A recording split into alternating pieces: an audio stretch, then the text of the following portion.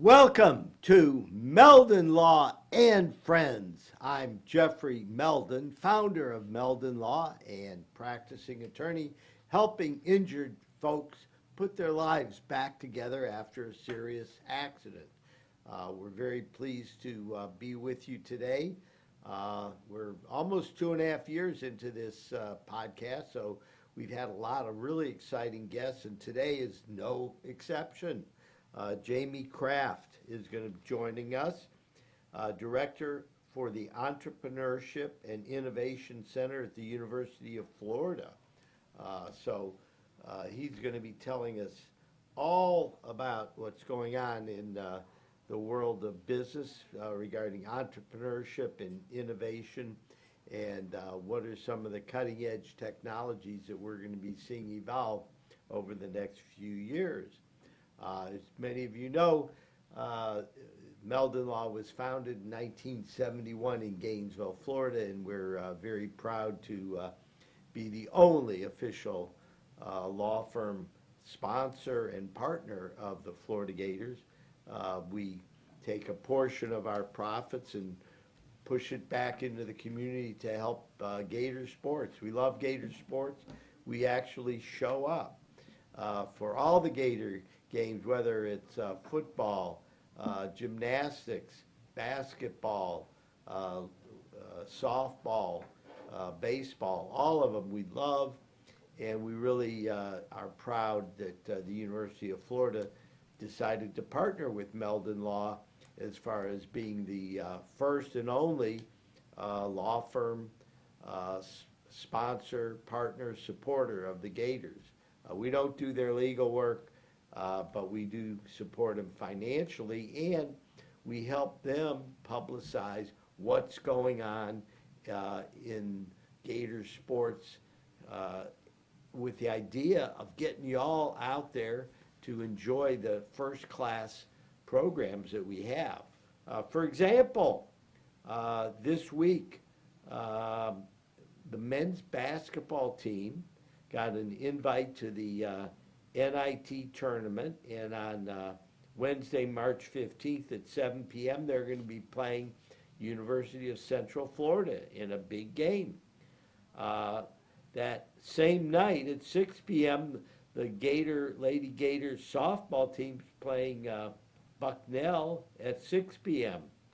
And then on the weekend, the Gator baseball team, who's ranked anywhere from number 2 or 3 up to 6 in the country. I mean, they are good. Great pitching, great hitting. It's amazing. I've been almost half the games so far, and we love our Gator baseball team. Anyhow, first week for SEC play. Alabama comes in Thursday night at 7 p.m., March 16th. Friday night at 6:30, and they close at 4 p.m. on Saturday. And Meldon Law is going to be having a fan fest from 2 p.m. to 4 p.m. Spin the wheel for free and win a prize. Look for us when you go to the Gator baseball game against Alabama on Saturday. Get there a little early, and you can hang out at and see what's going on. As a matter of fact, we're very excited. My wife Patricia and myself, for the first time ever, are going to be able to throw the first pitch out for the game. And usually it's one person throwing and one catcher. This time we understand, for the first time in Gator history, there's going to be 2 catchers. So I can throw to one and Patricia can throw to the other to open up the big game against Alabama. So come and join us. It's going to be a blast. And across the street, the Lady Gator softball team is going to be playing Missouri March 17th, 18th, and 19th at 6 p.m. on Friday, 2 p.m. on Saturday, and 1 p.m. on Sunday. So enjoy it. The weather's beautiful. It's still cool, and we really have a blast. On another note, the Lady Gator gymnastics team is going to be competing. We've got the SEC tournament coming up, and then the Nationals. So the Lady Gator gymnastic team could win it all this year. They're that good. Oklahoma is making a strong run, as is Michigan. Utah's there lurking behind the top three, but the top three are definitely Oklahoma, Michigan, and Florida. So enjoy it. It's all going to be on TV. So you don't even, it's not going to be in Gainesville, but it will be on TV. And for those of you that like gymnastics, the Lady Gator gymnastic team is world class. We've got tons of potential future Olympians on our team. So check it out. Another big deal going on at the Matheson Museum in Gainesville from 11 o'clock to 4 o'clock, starting Wednesday through Saturday. Meldon Law is sponsoring the history of music in Gainesville during the 1970s with all the rock and roll acts that came here, particularly the Great Southern Music Hall, which I founded along with Jim Forsman in 1974, and it had a 4.5-year run and produced the highest quality music ever presented in Gainesville, Florida, for that period of time. We consistently were putting on top name acts. I mean, if you come to our office, hire us for a case, and you'll come and you'll see our my montage of incredible pictures. I mean, Jimmy Buffett, Waylon Jennings, Muddy Waters, Minnie Riperton, who was a local favorite, Bo Diddley. We had Blood, Sweat, and Tears. I mean, the list goes on and on and on. Ray Charles, Howlin' Wolf for you blues fans, and it was a nonstop show for 4.5 years. So we're very proud of it. And what we did was we took the collection of photographs from our house photographer, John Moran, and he dug them up after 45 years and was able to recreate them and actually enhance them by digitizing them. So we have had a blast. We had a big symposium with all the original folks from the Great Southern Music Hall there February 24th, and I think we're going to be doing it again sometime later on. The exhibit's going to be there for a while, so don't miss it. It's 513 East University Avenue, right next to the main library downtown in Gainesville, and check it out. The Riley Auditorium's got some great entertainment going in Ocala, as well as Wick. I mean, the World Equestrian Center is really kind of the epicenter right now because it's winter time, and the horses, a lot of people bring their horses down to the World Equestrian Center in Ocala because the weather's great and there's a lot of competition going on. The facility is like the Disney World for horses, so take advantage of going to Ocala. Silver Springs, on this podcast, we had some of the movers and shakers for Silver Springs, and wow, they've done an incredible job of taking that park and really creating a world-class experience right here in our own backyard. And Silver Springs has been world famous for the last 80 or 90 years, if not longer. So check that out. Also, Heartwood Soundstage, our good friends over at Heartwood, Dave Malash and Ho Chitama, are just week after week, day after day, putting on terrific musical entertainment that will really get you as far as its diversity and the frequency that they're putting on top-notch talent. During May, get your ticket for the Wombash at Heartwood. It's coming up in May. I think it's May 12th. The Wombat Station 90.1 putting together a festival. It's going to be a one-day festival at Heartwood featuring Sister Hazel. So those of you that are Sister Hazel fans will be able to get them.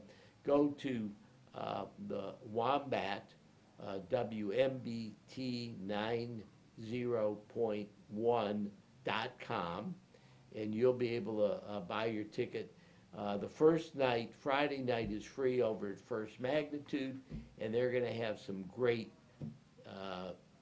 entertainers there on Friday night, so you can see what's going on. But let's support the arts locally, all over North Central Florida, and it's a great time of the year to be outside. It's not too hot, it's not too cold. Anyhow, again, I'm Jeffrey Meldon with Meldon Law.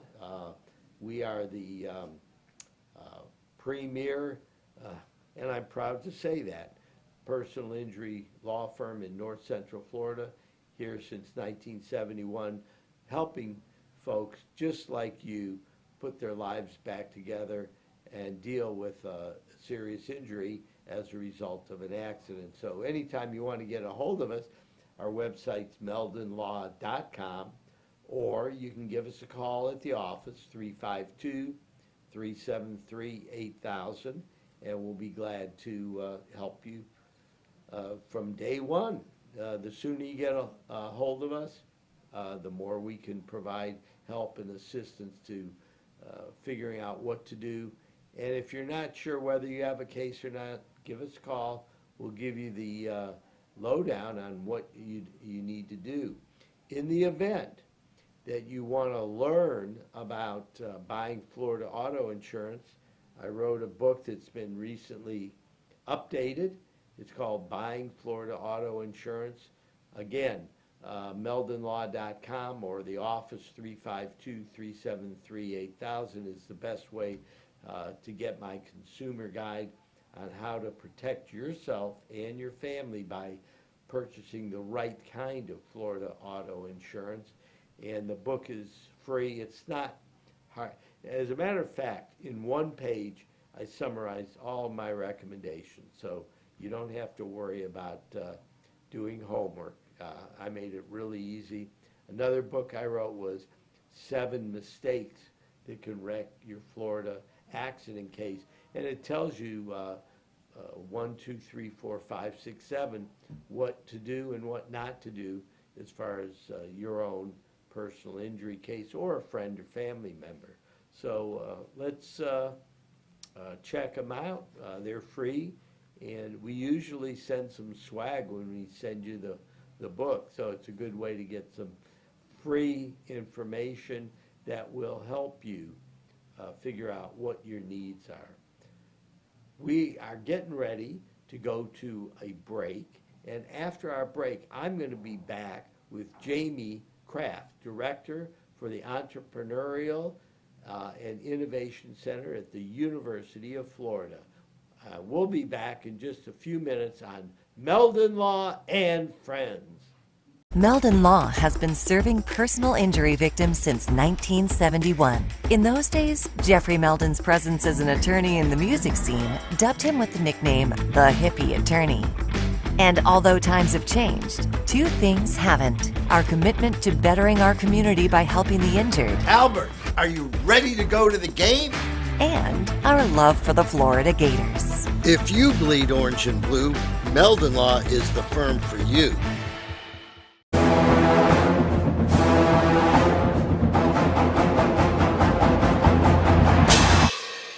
Jeffrey, what are you doing? Well, I'm joining the band, of course. Since Meldon Law is the official law firm partner of the Florida Gators, I want to help. Dad, we're litigators. Let's stick to helping people in the courtroom. Well, can we still hang out and jam a little bit? At Meldon Law, we won't back down.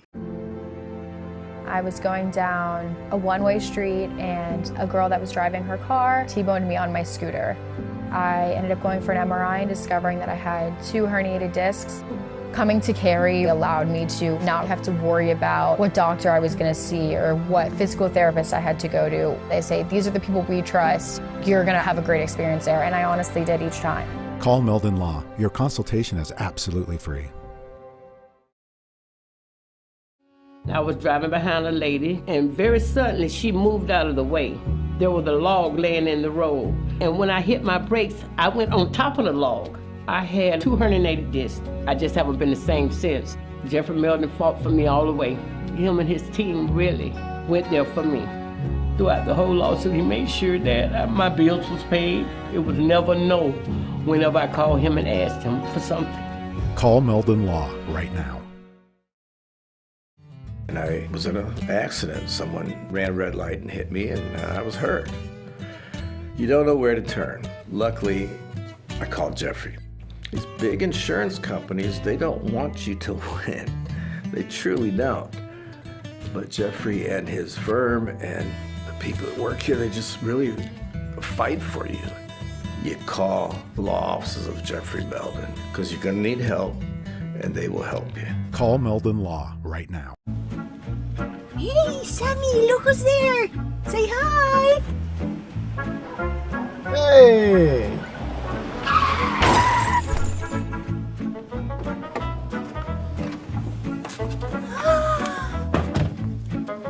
You again! Meldon Law, Jeffrey speaking. Jeffrey! Somebody else! He doesn't hear it. Here we go again. Welcome back to Meldon Law and Friends. Those of you that saw that last commercial, my wife Patricia loves being in those commercials with Elio Piedra, our good friend, the music man from Gainesville, who's really an amazing entrepreneur. He created a studio and is doing many, many different things within the community, starting his own radio station, To Fiesta. And he's also gonna have a big festival out at Heartwood during May, I believe. So anyhow, check it out. We always support our local businesses. And good segue. I'm Jeffrey Meldon from Meldon Law, and my guest today is Jamie Kraft, Director for the Entrepreneurship and Innovation Center at the University of Florida. And Jamie's been there 20 years, focusing in on economic performance evaluation, competitive assessment, strategic development for clients in the manufacturing and consumer product arena. And Jamie, welcome to the show. Thank you. Glad to be here. You said I've been here 20 years. I've actually been here 50 years. I was born at Shands Hospital. Oh, just down the hill, so I was born a Gator. Absolutely. My son and daughter were born in Shands. It's a good place. Yeah, definitely. And so, well, that's great. I mean, all the OBGYNs over the years, God bless them, they have to get up at 3 in the morning, Yes. And that's why they have teams. Yes, They yes. usually have 3 doctors, because what a life trying to, care for all the That's tough. pregnant mothers who do not deliver babies on a time schedule. That's right, exactly. They don't right. It do never 9 works to out that 5. way. What No, kind of never. kind of a deal is that? Absolutely. The OBGYNs, bless their hearts, and everybody else involved. That's tough for sure. So anyhow, welcome to the show. I want you. you to give our listeners and viewers a little bit of information about what is going on at the Entrepreneurship Innovation Center at the University of Florida. Yeah, for sure, and thank you. I've been there for 20 years, but our mission has not changed, and that is to teach, coach, and inspire students to be entrepreneurial in their lives, to adopt an entrepreneurial mindset. That is to say, you don't just have to launch a company. You can leverage entrepreneurial thinking and skill sets in a large organization, in a law firm, in an academic setting, as a doctor, or in a nonprofit. And so the goal is to try to inspire these students, provide them some coaching, and help them to master those skill sets. Ultimately, at the end of the day, we would love them to launch companies, but it's tough. It's hard. But we do see quite a few students doing some amazing things. A lot of the businesses here in town we've had started by our former students. And, you know, typically at the end of the day, we give them some runway, get out of their way, and they go off and change the world. So we teach courses, we run programming, we have extracurricular activities, all with the goal to try to help these individuals achieve their dreams. And when I say students, I don't just mean students on campus. We do programming for East Side Gainesville entrepreneurs. We do program, got the shirt on now, for disabled veterans, all to help those individuals who want to start and launch something or change the world. Now, I know there's the, I don't know what it's called, the Innovation Center, what, Second Avenue? Yes. Now, is that a different kind of a deal there? Yeah, so UF Innovate is the entity whose primary focus is to help commercialize all the technology at the university. So $1 billion worth of research taking place on campus, things, if we go all the way back, like Gatorade, to help get that out into the marketplace. Faculty are doing amazing things. So their first charge is to really work with all the faculty researchers to get it out the door. The second would then be to try to get that technology into startups, to work with high-level PhD students to get the technology out the door as well. So they're focused primarily on faculty and research. We're coming up from the other end, dealing with undergraduate and graduate students. So what you're trying to do is give the students the tools necessary so that when they go out, they don't spend 10 years trying to figure out what you give them a head start, and you give them some tools they wouldn't have otherwise. That's right. That's right. If you're going to fail early and fail here, when you have maybe a comfortable setting to do it and you can learn from it and you don't have a lot at risk. But yes, when we think about tools, it's can you identify opportunity and mitigate risk? Do you know how to leverage resources? Can you create value and convey a compelling vision? It's those kinds of things that the entrepreneurial-minded individual will be really good at. And we have a set of tools that go into that tool belt to help them get better and stronger at that. Who are some of the thought leaders that, you know, are writing books that you're really keen on? John Mullins out of London Business School. He's great when it comes to entrepreneurial activity. I think one of my favorites is, in fact, he and Randy Komisar, one of the investors in Silicon Valley, have written a book called Getting to Plan B.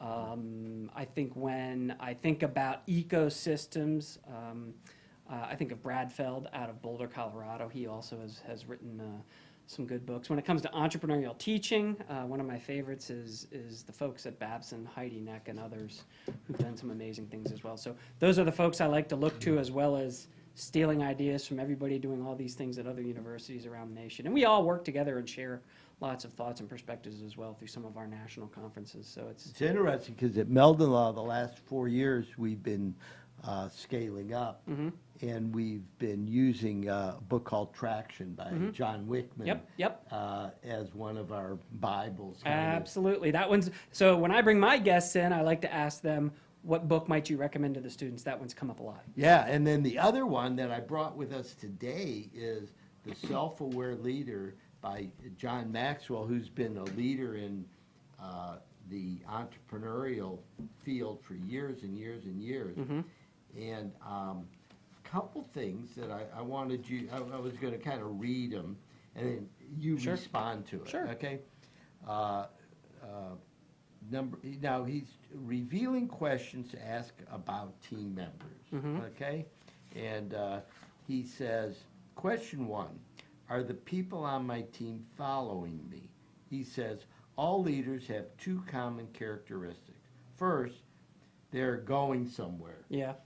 Second, they're able to persuade other people to go with them. That's right. That's So, right. Give me your feedback on that. We kick off our entrepreneurial leadership class with the quote, really strong leaders get people to maybe do some of the things that they might not necessarily have done on their own. And you're exactly right. When you see if I say to you, Jeffrey, we need you on our team, we are going to work nights and weekends, this is going to be a really, really tough journey. By the way, I can't pay you. You're going to have to put in some sweat equity. You've really got to believe in the vision, and you've got to believe in my leadership, and you've got to want to go into the fire with me. So the passion that potential entrepreneur brings to the table, the ability, as I said, to convey that compelling vision and get you to want to go with me on this journey is going to be super important, especially, again, when we have all the roadblocks and we're going through setbacks. So yeah, as an entrepreneurial leader, you have to get people to join you. You're leveraging resources oftentimes that you can't pay for in the early days. Investors, employees, suppliers, partners, customers, we got to change the world. The kids can't wait. Let's go and do it, as an example. Well, and I think, what we found is when you're starting off, you can't afford to hire the talent. That's right. They asked me what my role is at Meldon Law. Right now, after practicing law for 50 years and being the founder and CEO of the firm, I'd say, well, my job is to attract talent and develop leaders. Yep, that's right. And if I can attract talent and develop leaders for our firm, then all of a sudden it's like everything else falls in place. That's right. Jim Collins, get the right people on the bus and prepare them to be the ones who rise up and eventually lead the company in the future. Didn't he write Good to Great? Good to Great. That's exactly out of Good to Great. Absolutely. So a timeless classic. So anyhow, by way of background, I was a finance major at Ohio State. Okay. And ever since college and through law school, I've always been interested in reading, books by these legendary authors. I find it fascinating.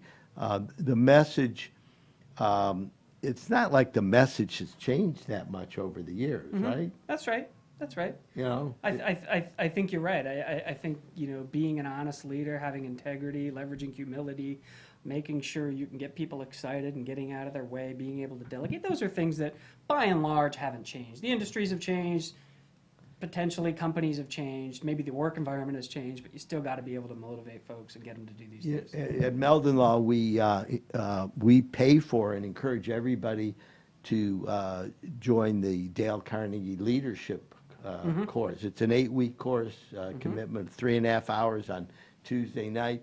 And it's amazing how giving team members the tools can get what I would call buy-in into the process. Sure. No, that's great. Showing that you're committed to them by investing in their future is going to pay off for the company. Yeah, I'm always interested in, what goes on in the, we used to call it the ivory towers, right? And how much that relates to real world experience. Could you address that, and what your focus has been as far as preparing your students for real world experience? Sure. Yeah. No, I think you're right. I like to say I'm a bureaucrat. I'm stuck in the ivory tower on that side. The magic happens with the students who ultimately go out there and make the world better. Experiential learning is a huge part of what we do. At the end of the day, I think we can put them in the classroom and we can talk to them about topics, but learning by doing matters. Having them write a business plan and compete and pitch, have them actually develop a prototype and talk to customers, have them consult to a company and help kick the tires and solve problems on a real life basis.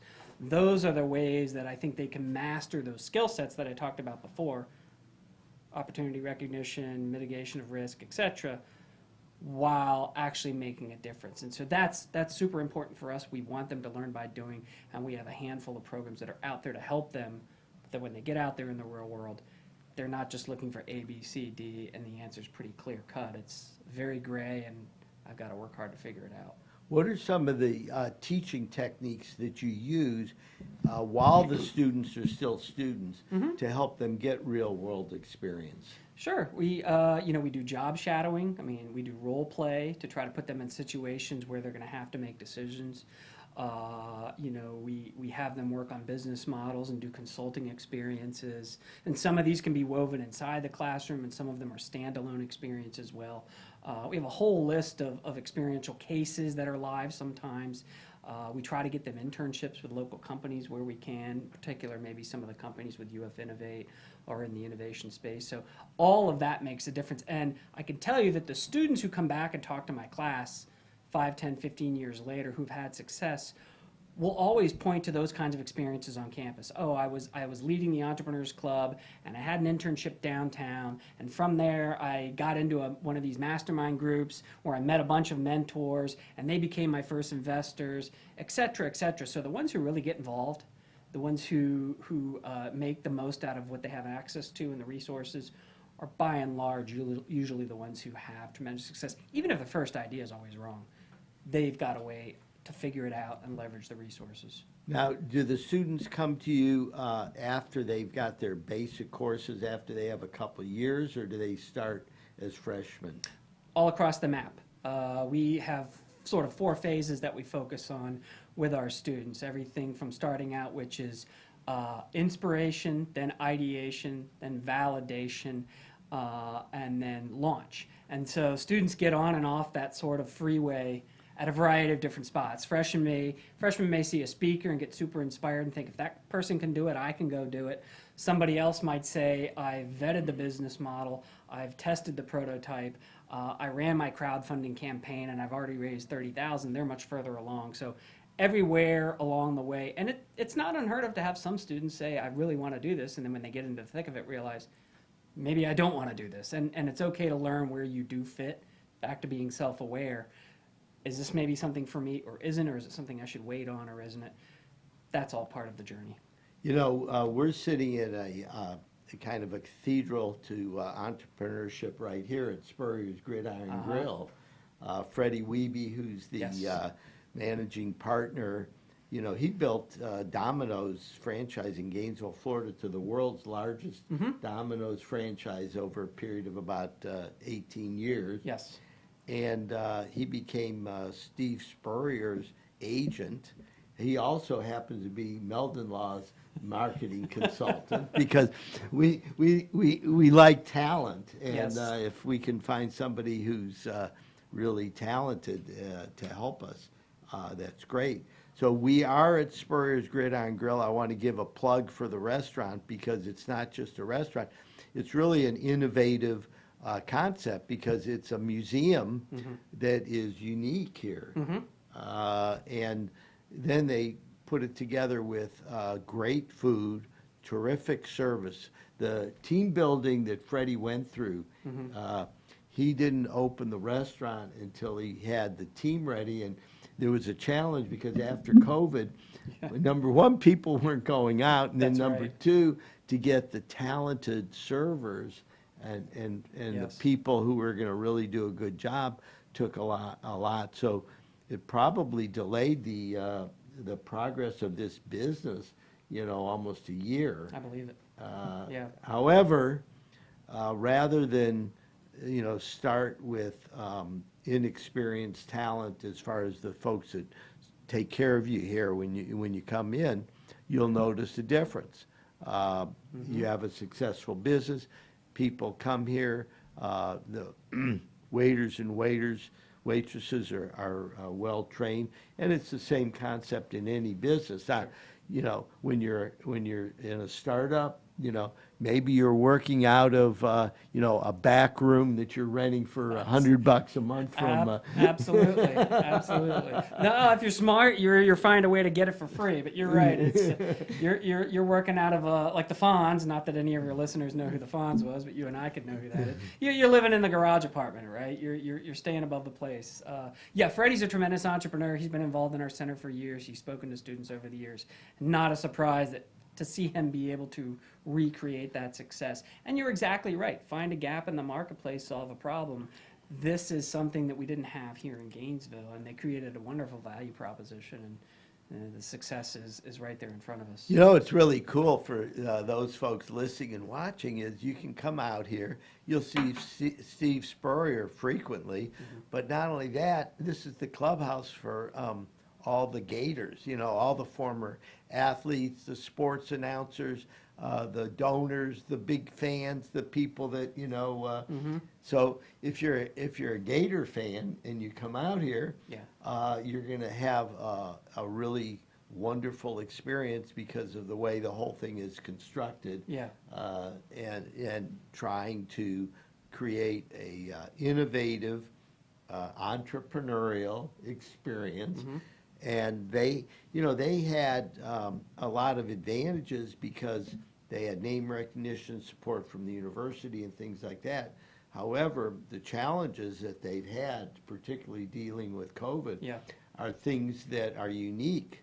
How do you teach your students, how to deal with the constantly changing landscape and the challenges that come along with us being a startup?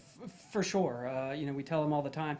There's the overused term pivot in entrepreneurship. So you always have to be prepared to pivot, to react to the marketplace, identify patterns. Don't continue to try to evangelize something the market doesn't want. If they're telling you else, go that direction. Don't, as we've talked about, don't put all your eggs in one basket. Find ways to mitigate your risk, whether that be management team risk, your fixed cost exposure, etc. And be prepared for it to be a winding journey. I mean, there's always going to be things that could potentially put you out of business. I don't think anybody could have prepared for a pandemic. But I do think those individuals who ran businesses where they had deep customer touch points, they had always done really well by their employees. When things got really tough, the customers' employees wanted to step up and help them. And that maybe goes back to that leadership, right? If you treat people right and do the best that you can by them, when things get tough, they're going to want to try to be there to help you. And so you can't always teach people that, but if we bring enough guest speakers in where they can learn by doing and hear from others that, hey, this is a big deal and don't burn bridges, especially in a small town. Business is about your reputation. And inevitably, once that goes sideways, it's hard to recover. We're in a mastermind group of attorneys from around the country we meet in Atlanta every 3 months and spend 2 full days together. Every one of those lawyers has stories about how at one point they had to max out their credit card to keep the business going. They had to,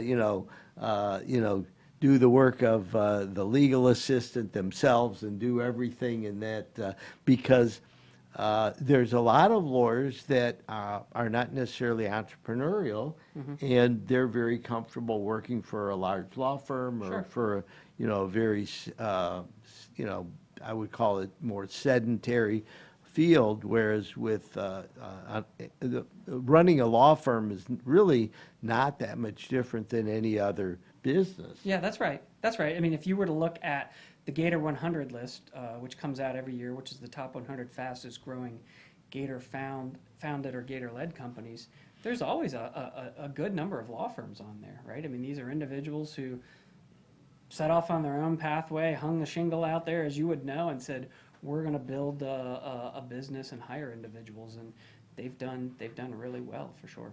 Well, one of the things that I'm constantly amazed at is 5 years ago when I got involved with this mastermind group, all of a sudden I said, oh, you're supposed to run the law firm like a business. For 40-some years, I've been running it like a family, the family business out of my back pocket and all of that. Sure. And I think that's pretty common because when I talk to other lawyers, who have pretty successful firms, they don't really study the business strategies and techniques that we've been learning in our mastermind group to try to, create career paths for each of our employees, coach them up, create, great experiences for the client. That's kind of our, what we've learned is that the client experience, rules everything else. Sure. Yeah, no, I spent 3 years with Deloitte Consulting, and I still to this day will never forget. Our mission there was exceed the expectations of our client.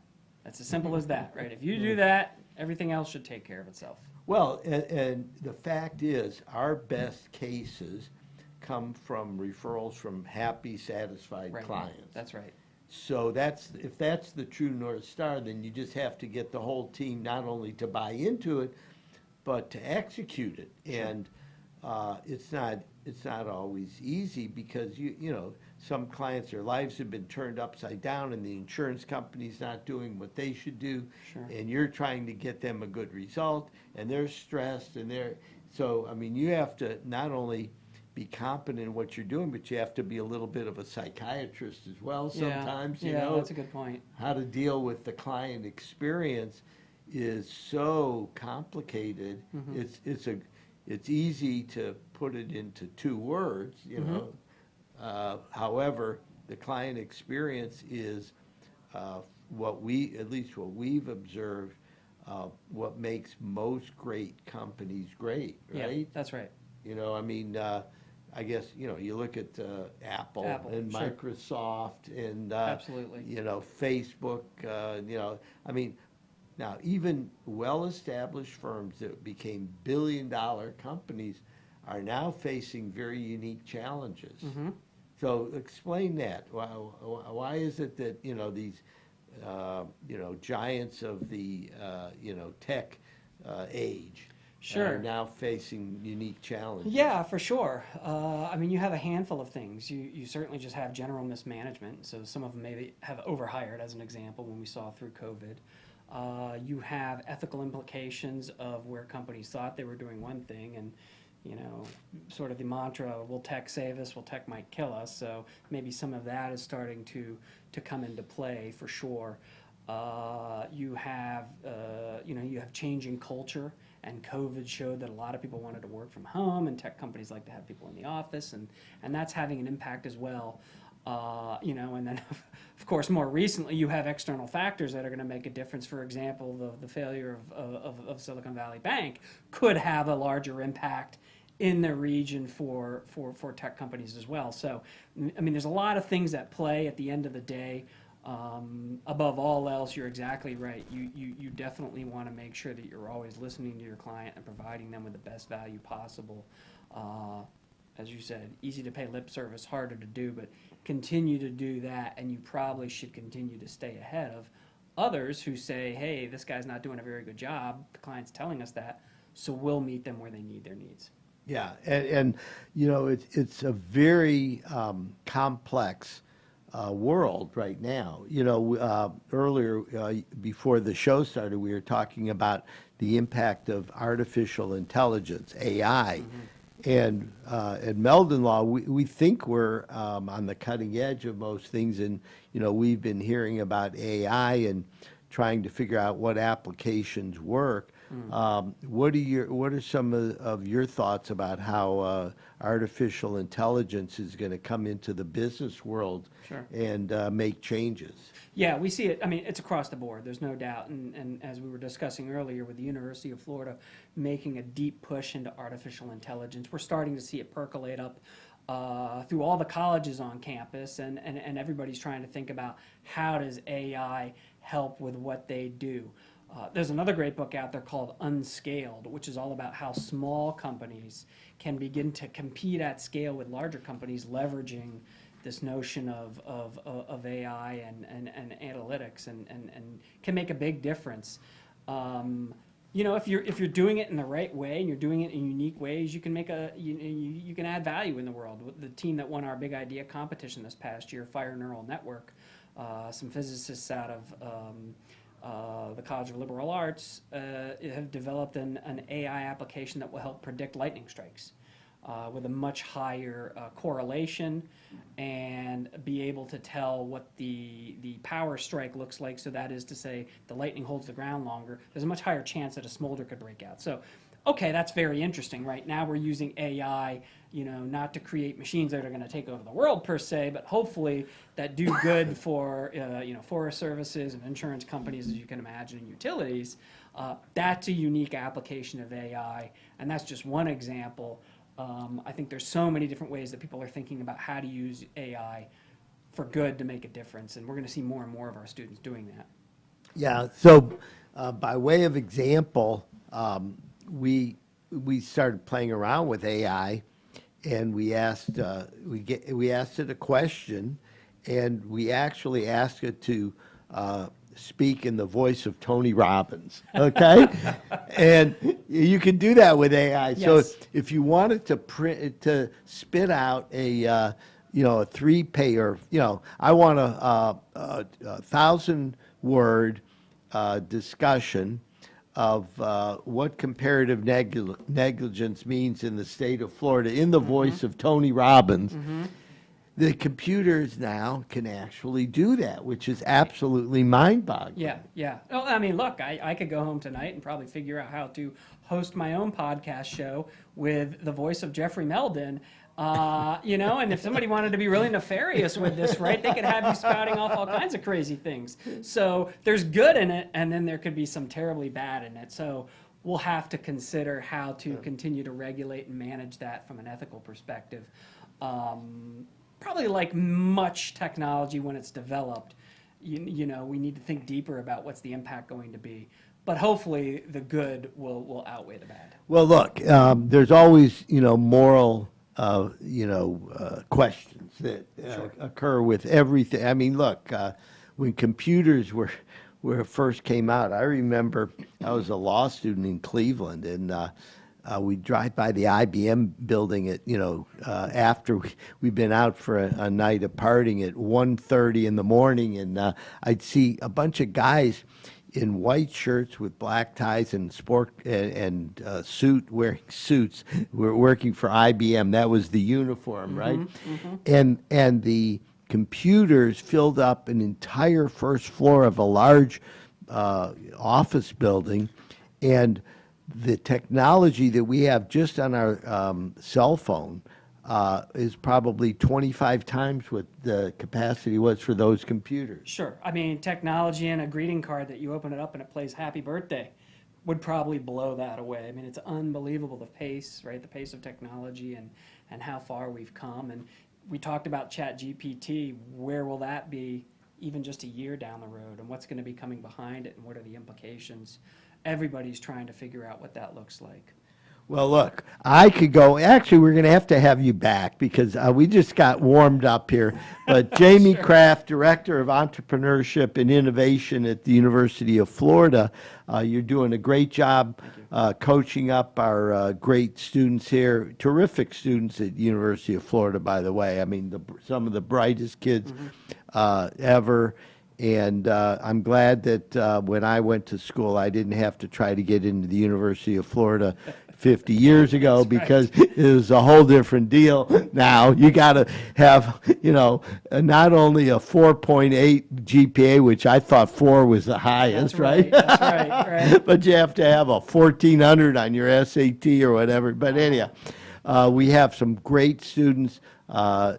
Jamie, you're doing a great job of coaching up the kids and preparing them for success in the future. So thank you very much. And this is a wrap for our Meldon Law and Friends show this week. And go out there and support the Gators. Have a good time, and your family will have a good time as well. Go to a baseball game. You'll be amazed at how much fun it is. We'll see you next week on Meldon Law and Friends.